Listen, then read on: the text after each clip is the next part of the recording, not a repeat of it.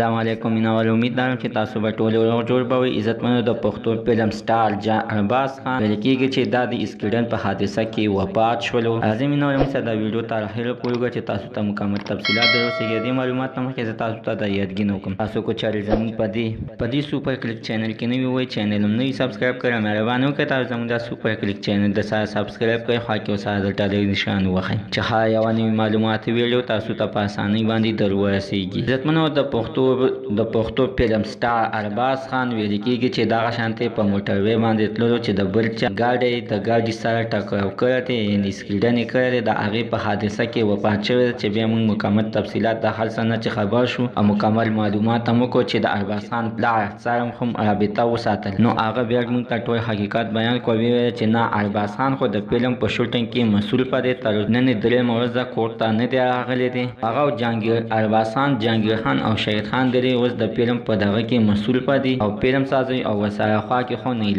نیلم ګل هم ورسره کار کوي. کله کله ولا فاطمه ګل هم ولا شوټینګ لا راشي. خو هغه موږ ته په جواب کې ویلي عزتمنو چې یعنې نه، ارباز خان ژوندی دی، ځکه چې د اوس نه د نیمه ګنټه مخکې مې ورسره وایي خبرې وشولې، خو دوا سلام یې وکړو او خپلو ښځو بچو سره یې خبرې هم وکړلې، ځکه چې دا خو روغ جوړ ده، د خبرو نه پته لګېدله چې داسې څه حادثه خو پرې نه ده راغلې. او مینهواله په سوشل میډیا باندې همدغه شانتې دا خبرونه شیر کېږي چې ارباز خان په موټروي باندې اسکیډن کړی دی او وفات شوی دی. مینهواله دا خبره دروغ ده، په دې کې څه رښتیا نشته، دا دغه شانتې خلکه دروغ خبرونه شیر کوي. مینهواله زموږ د ساعت ته نن ورځې خبر د دې ځای پورې د نوي معلومات لپاره د سره زموږ د سوپر کلیک چینل د سره سبسګرایب کړئ، خوا کې سره د ټالۍ نشان ووهئ چې هر یوه نوي معلومات ویډیو تاسو ته په اسانۍ باندې در ورسېږي.